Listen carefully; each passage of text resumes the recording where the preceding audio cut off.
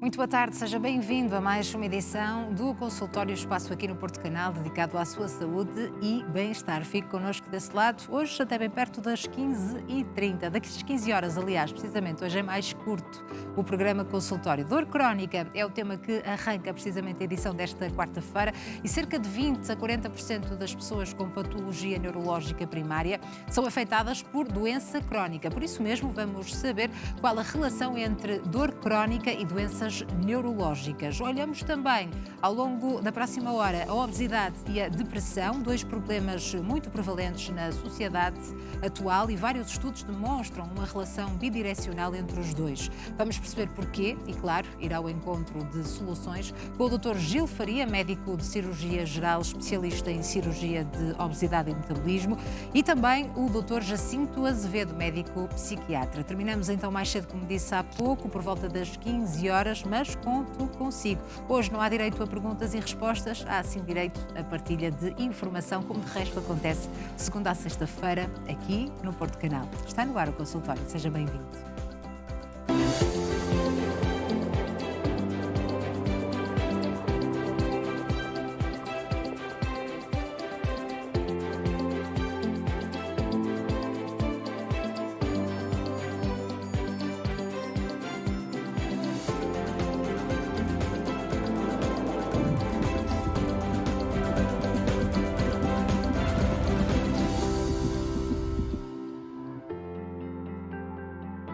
Muito boa tarde, mais uma vez, seja bem-vindo então a este programa dedicado à sua saúde e bem-estar, que acontece de segunda a sexta-feira, em direto, a partir das 2 da tarde, aqui no consultório, no Porto Canal. Já sabe que contamos sempre com a sua participação. Hoje não vai poder ligar para esclarecer as suas questões, mas há sempre uma partilha de informação, graças aos nossos médicos convidados que fazem questão de aqui marcar presença e partilhar connosco notas muito importantes para aumentar a nossa literacia em saúde. E vamos depois, na segunda parte da edição de hoje, falar da relação entre depressão e também a obesidade. Para já vamos saber qual é a relação entre dor crónica e doenças neurológicas. É a nossa convidada, a doutora Margarida Rodrigues, é médica neurologista e especialista em doenças do movimento, a quem agradeço a presença. Boa tarde, obrigada. Consigo, Sra. Doutora. Muito obrigada por juntar-se a nós. E penso que para compreender a relação, de facto, entre dor crónica e as doenças neurológicas, gostava de compreender também a definição de dor crónica, porque pode ser diferente para mim e Claro. pode ser interpretada de outra forma para outra pessoa, não é? Habitualmente, nós primeiro dizemos que é dor toda a sensação que para nós é desagradável. Claro. E que habitualmente associamos a uma dor física, ou seja, mesmo que a dor não seja causada por nenhum estímulo físico, nós normalmente relacionamos as sensações dolorosas como se fosse uma facada, ouvimos muitas vezes esta descrição, como se fosse a apertar, como se fosse a queimar, ou seja, nós associamos a dor sempre a uma sensação física. E em relação à dor crónica, é uma dor que persiste habitualmente e, por definição, por mais de 3 meses. E é algo que pode ser incapacitante, pode interferir nas nossas rotinas diárias, nas nossas relações sociais, por exemplo. A dor crónica é extremamente incapacitante. A dor crónica é uma das causas mais comuns para as pessoas procurarem ajuda médica, e quando a dor cronifica, depois traz um impacto tremendo na qualidade de vida das pessoas. Não só porque com a dor a pessoa vai ter mais tendência a não querer fazer atividades, a não querer estar com outras pessoas, a não querer fazer exercício físico, e desta forma prejudica ainda mais a sua própria qualidade de vida, e portanto a dor crónica tem consequências muito graves no bem-estar da pessoa. Portanto, muitos casos em que as pessoas se isolam, e daqui a pouco vamos falar da depressão, e pode mesmo levar à depressão. Aliás, a depressão é um dos sintomas, ou uma das comorbilidades, uma das doenças que se associa muito frequentemente à dor crónica. Também. Quer porque as pessoas com depressão têm um risco um bocadinho aumentado de sofrerem de dor crónica, e quer porque as pessoas com dor crónica também têm um risco aumentado de sofrerem com depressão. Claro.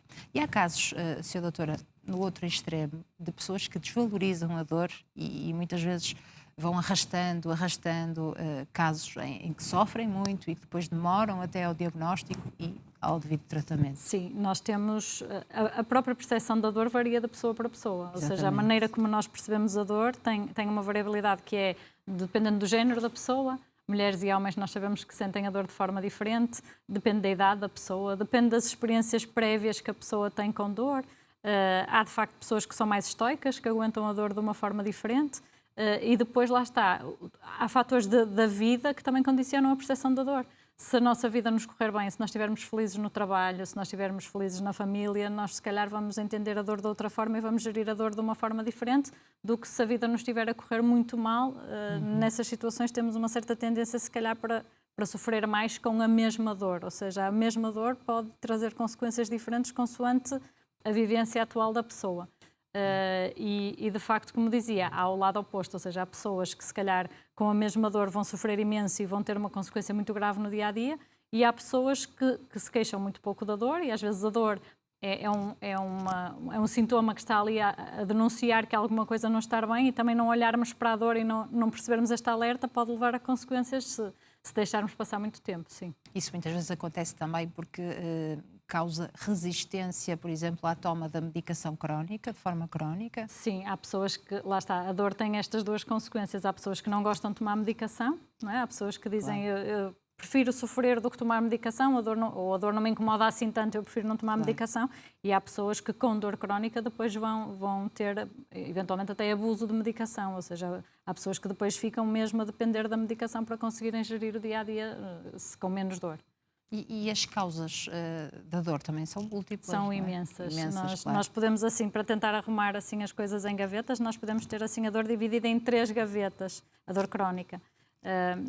Assim, a dor mais fácil de entender é a dor que é causada por uma lesão física, ou seja, por alguma coisa que nós conseguimos ver ou diagnosticar num exame. E podemos ter uma lesão qualquer de um tecido qualquer no corpo. Podemos ter uma queimadura na mão, não é? Que nos deixa uma dor. Podemos ter uma artrose no joelho, que nos condiciona uma dor crónica. E isto são dores que são relativamente fáceis de diagnosticar e de identificar. E normalmente, além de tratar a dor, depois temos de tratar o que está por trás, não é? Se o joelho tem uma artrose, ttemos que ver se precisa de ir ao ortopedista, se eventualmente tem indicação para ser operado, se precisa de fazer alguma infiltração. Ou seja, sabemos qual é a causa que está subjacente à dor. Depois temos outro tipo de dor que se associa a lesões do sistema nervoso. E esta chama-se dor neuropática. É uma dor um bocadinho diferente, quer em termos das características ou da forma como dói. Associa-se mais vezes a sensações desagradáveis como formigueiros. A dor é mais vezes tipo um choque elétrico ou tipo uma queimadura, tipo um queimor. E pode ser provocada quer por lesões do sistema nervoso central, do cérebro ou da medula, ou por lesões do sistema nervoso periférico, que são as neuropatias. Esta dor chama-se então a dor neuropática e também é provocada por um problema físico, ou seja, é uma lesão do sistema nervoso. E depois temos um tipo de dor, um terceiro tipo de dor, que é mais, eu diria, mais complexo e sobretudo mais complexo de às vezes de diagnosticar e de entender, que é a dor que vem de uma percepção alterada dos estímulos pelo cérebro. Ou seja, nós por mais exames que façamos não encontramos ali nenhum problema, os músculos estão a funcionar bem, a pessoa não tem nenhuma lesão articular, não há aparentemente nos tecidos físicos nada que condicione aquela dor, mas a pessoa sente dor. E são exemplos disso uma dor de cabeça que se chama cefaleia de tensão, são exemplos disso a fibromialgia, por exemplo, o síndrome da dor regional complexa, e isto são doenças em que nós temos depois que tentar tratar esta tal alteração da percepção da dor pelo cérebro. Há uma maior sensibilidade para alguns desses casos atualmente. Sim, mas nem sempre foi assim, não é? Acho que nós estamos cada vez mais atentos e as pessoas também já conhecem, ou já sabem que existem este tipo de doenças e também já estão um bocadinho mais atentas, sim. A comunidade médica também, para alguns desses casos, sim, que podiam às vezes ser um bocadinho desvalorizados. Sim, eu diria que sim, e sobretudo porque lá está, a dor é um sintoma que nós não vemos, não é? Eu consigo ver uma ferida, eu consigo ver uma lesão, eu consigo ver uma alteração num exame que peço, não é? Numa taca ou numa ressonância, eu não consigo ver a dor. E nós, ou seja, nós temos que acreditar no que o doente nos diz. Claro. Nós temos escalas de dor, não é? Que o doente nos diz dói muito ou dói pouco, mas lá está, nós estamos a ver o que o doente se está a queixar. Claro que nós podemos tentar medir isto de que forma. É diferente um doente que me diz eu tenho muita dor, mas eu estou a trabalhar, eu jogo futebol, eu vou ao cinema com os meus amigos, ou um doente que me diz eu tive que deixar o trabalho por causa desta dor. Eu já nem saio de casa, eu já não estou com ninguém e, portanto, estes dois doentes têm claramente um impacto diferente da dor na sua vida e nós, como médicos, temos de tentar realmente perceber e, independentemente do que esteja por trás, tentar da melhor maneira possível. E lá está, felizmente as coisas agora estão mais categorizadas, mais estudadas, sabemos um bocadinho melhor como tentar ajudar as pessoas e se tentarmos perceber, tentamos de certeza ajudar melhor.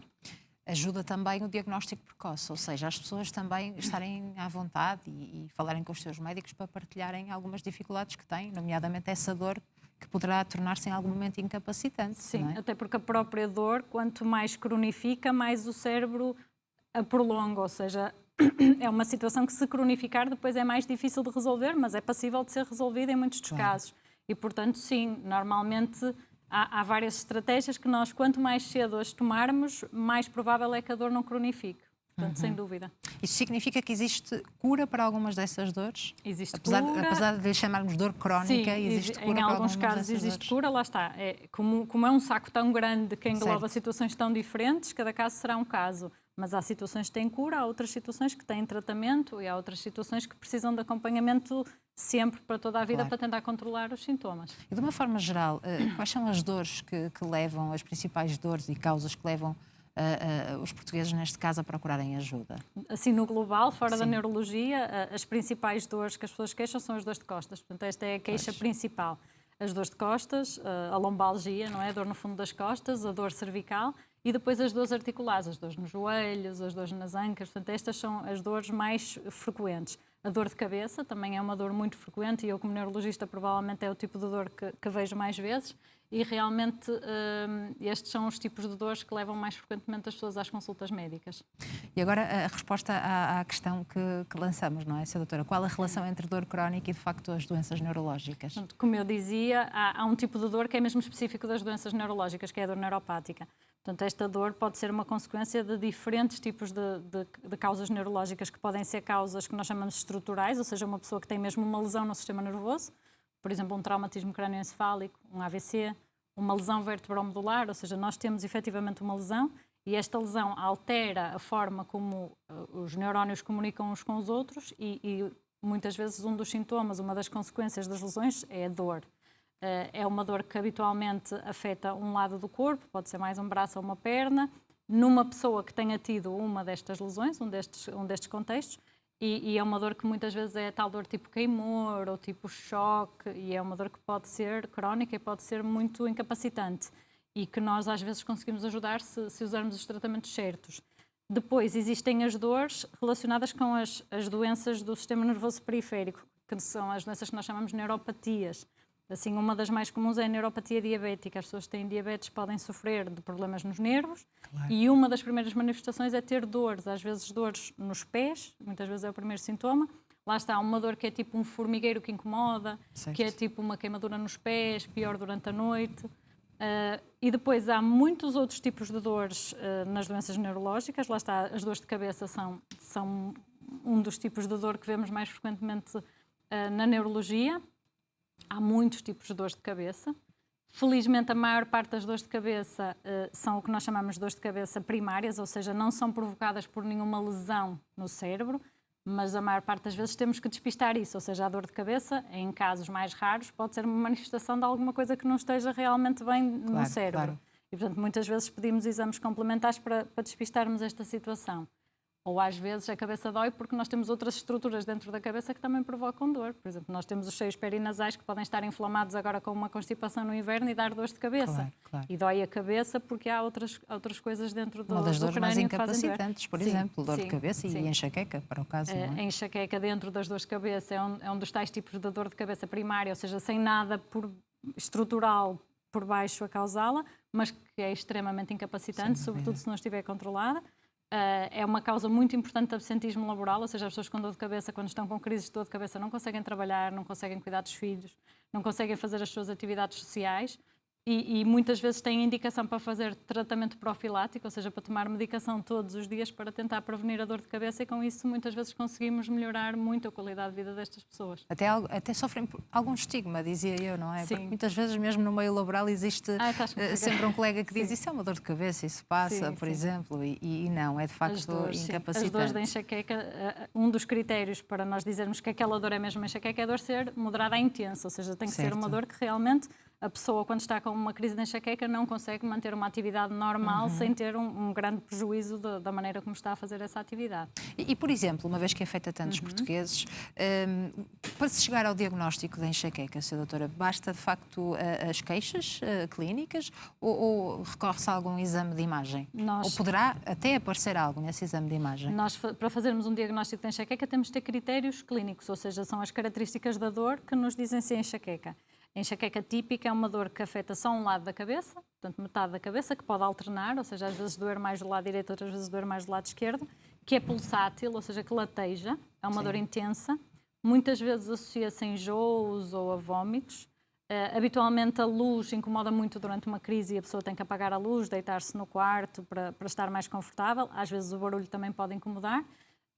E depois, e é uma dor que pode durar habitualmente até 3 dias, ou seja, a mesma crise pode durar até 3 dias. E são estes critérios em termos dos sintomas que a pessoa tem que normalmente nos indicam que muito provavelmente aquela dor é uma enxaqueca. Pedimos muitas vezes um exame de imagem, um TAC ou uma ressonância para despistar que aquela pessoa não tenha outra alteração no cérebro que esteja a provocar uma dor com aquelas características. Claro. Mas normalmente este é o diagnóstico e depois lá está, dependendo da frequência das crises e do impacto que as crises têm no dia-a-dia da pessoa, podemos precisar de fazer medicação diariamente para prevenir as crises. Mais uma vez a pessoa vai ter de recorrer à medicação crónica, não é? Sim, nesses casos, sim. Habitualmente durante algum tempo, há pessoas que precisam dessa medicação durante muito tempo, mas muitas vezes consegue-se gerir, e mesmo às vezes com alterações do estilo de vida, ou seja, identificar fatores precipitantes, aquilo que naquela pessoa faz desencadear dores de cabeça. Temos muitas vezes a privação de sono, por exemplo, é um dos fatores que mais desencadeia a crise de enxaqueca, e às vezes com modificações do estilo de vida e melhoria da qualidade de sono conseguimos também melhorar a qualidade a quantidade de vezes que a pessoa tem enxaqueca. Só para tentarmos perceber um dos pontos anteriores que partilhei consigo sobre esta resistência da medicação de forma crónica, é um bocadinho por habituação, porque normalmente o que é que as pessoas expressam nas consultas, Sra. Doutora? Não quero. Depende do tipo da medicação. Está a dizer a resistência em tomar medicação. Medicação de forma crónica, não é? Porque sabem que sim, eu diria vão tomar para o resto da vida. Sim, há muita gente que evita, que acha que não que evita ou que não quer tomar a medicação, mas eu diria que, no geral, quando a pessoa realmente tem sintomas incapacitantes, a pessoa aceita e prefere tomar a medicação. Sim. E aí percebe as suas melhorias. E depois, quando melhora, percebe que, de facto, foi melhor ter tomado a medicação do que evitar tomar a medicação. Claro. De uma forma geral, para abordar o tratamento desta dor crónica, muitas vezes é preciso recorrer a uma equipa multidisciplinar para otimizar a eficácia do tratamento? Muitas vezes. E lá está. Depende muito do tipo de dor. Eu diria que nas dores provocadas por lesões estruturais nos tecidos do corpo, o primeiro passo é procurar a especialidade certa, ou seja, se é uma dor de barriga, procurar o gastroenterologista ou o cirurgião, se é uma dor nos joelhos, procurar o ortopedista, ou seja, começar por tentar identificar o que é que está por trás desta dor. E muitas vezes consegue-se resolver a situação por aí. Quando não se consegue resolver a situação por aí, a ajuda pode passar e passa muitas vezes, independentemente da dor. Há assim medidas gerais que nós recomendamos quase universalmente a todas as pessoas que sofrem de dor crónica, que são o exercício físico, porque se nós conseguirmos melhorar o estado físico e a condição física e a força muscular da pessoa, vamos conseguir ter muito mais resistência, quer para aquela dor, quer para outros tipos de dor que depois se desenvolvem na consequência do sedentarismo, não é? Do estado de inatividade. E depois a psicoterapia, que é, se nós conseguirmos ajudar a pessoa a gerir a dor, ou a forma emocional como lida com a dor, muitas vezes vamos conseguir que isso tenha um benefício muito grande para a frente. E, portanto, estes dois, eu diria que são assim mais ou menos os pilares comuns a todos os tipos de dor, pelo menos de dor crónica. E depois lá está, há às vezes situações em que temos que pedir intervenções da anestesia, por exemplo, que faz hoje em dia muito tipo de intervenções em diferentes tipos de dor crónica que são bastante eficazes. Às vezes precisamos de propor uma cirurgia, ou seja, isto depois vai depender muito do tipo de dor que esteja a acompanhar o doente. E sempre presente aqui é a importância da saúde mental, não é? Claro. Muito importante, muito importante. E pode ser difícil às vezes explicar isso aos doentes? Às vezes é difícil e depois eu acho que os doentes, por exemplo, o tratamento de muitas formas de dor crónica é com antidepressivos. E não é só porque melhorando o estado anímico vamos melhorar a dor, é mesmo porque há um efeito na percepção cerebral da dor. E às vezes há doentes que têm esta resistência, mas eu não quero tomar antidepressivos, não é? E às vezes é difícil realmente perceberem que o próprio antidepressivo vai ajudar a dor mesmo, não vai só ajudar o estado anímico, vai ajudar a dor. Mas ainda há alguma resistência nesse sentido, embora eu acho que é cada vez menor. Claro, compreendo. Sr. Doutora, o Dia Nacional da Luta contra a Dor assinalou-se dia 20 de outubro, precisamente para garantir então o bem-estar à população em geral. Este dia é importante para que as pessoas não se habituem, não é, a viver com esta dor, para que tenham qualidade de vida, procurem ajuda e para nós terapêuticas também, nesse sentido. como sociedade, reconhecermos o quão incapacitante viver com dor é. E sejamos, lá está, mais empáticos um bocadinho com quem sofre com a dor crónica para podermos ajudar também mais as pessoas. Claro, como demos o exemplo aqui, por exemplo, da enxaqueca. Exatamente. Temos de ser um bocadinho mais empáticos com quem está ao nosso lado. Muito bem. Foi um gosto poder Obrigada. contar consigo neste programa. Obrigada por esta partilha de informação aos nossos telespectadores e até uma próxima oportunidade de continuação do excelente trabalho. Muito obrigada. Ora, como sabe, seguimos em frente, vamos fazer um curtíssimo intervalo, estamos de regresso e olhamos também a obesidade e ainda a depressão. 2 problemas muito prevalentes na sociedade atual e vários estudos demonstram uma relação bidirecional entre os dois. Vamos perceber porquê e também, claro, ir ao encontro de soluções com o Dr. Gil Faria, médico de cirurgia geral, especialista em cirurgia de obesidade e metabolismo, e também o Dr. Jacinto Azevedo, médico psiquiatra. Já sabe que hoje vamos terminar mais cedo, por volta das 15 horas, mas claro, até lá eu conto consigo. Até já!